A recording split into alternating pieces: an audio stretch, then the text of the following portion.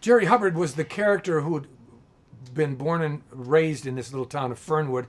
And I guess his history was he'd played a host of children's shows, and he was kind of a beloved character there in town, kind of a dim-wit. And Barth Gimble, Martin's character, was this flashy guy who'd been brought in from Miami. I guess he'd been kicked out of Miami for some kind of scandal, and he took over the show. He was kind of the Sharpie, the city guy. And so that was our teaming up there. I think Jerry's strength was he would say anything that came to his mind, and I think a lot of people related to that. He would say anything he was thinking. You know, he didn't hold anything back. He didn't have any grudges. He would, if he got mad and pouted, it would just be for a few seconds, and then he'd open up again. He would say what people were thinking. He would ask questions. His weaknesses, he would say the obvious a lot of times, and he would say dumb things. One of the best things Martin's character would, when I'd go on and on, he'd say, "Oh, look, Jerry," and point over there, and I'd look, and I was left looking for something. So he wasn't that bright, but he was kind of a lovable character. I'm completely opposite. I hold things in more, and I don't say, you know, if I'm at a group, in a group of people, I'll just sit back and observe everyone, which I think a lot of actors do. And the worst part of any evening is that someone says, "Boy, Fred, you're awful quiet." And I say, "Oh, don't do that to me." But Jerry never had that problem. He would just speak out. And it's a good thing to have whatever came to his mind, there was no block between a thought that came to his mind and something came out of his mouth.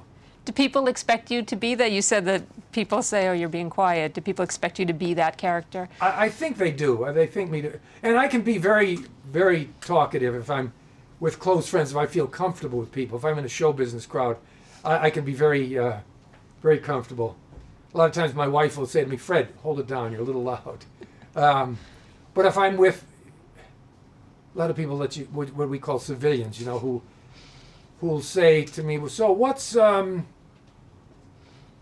what do you do with all your free time?" You know, or what shows have you been on? I never watched television. Then it gets uneasy. My character got much freer, and I got more easy to ad-lib or say things that popped into my mind, or go off on a long streak on something. I always remember there was one show, I remember what exactly was happening, but we had a bust of someone's head that you took off the top and was filled with chocolates, and I went into a whole thing on riff on the chocolates. I put it on my shoulder. I think at the time there was a movie called The Man with Two Heads, and I did a few minutes on that, and it just built and built and built, and it kind of freed up my character to just say and do almost anything.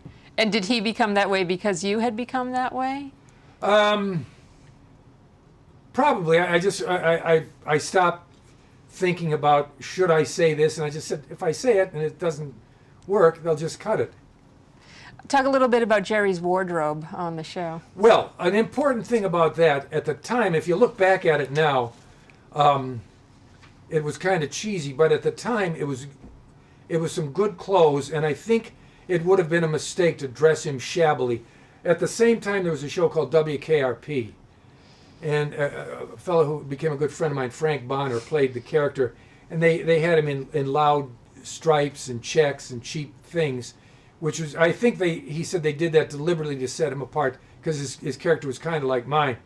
But I dress kind of well, and I think anytime you see a character dressed nicely on TV, you like him a little better. And I think that was it was a good choice for the producers to dress me in some nice clothes.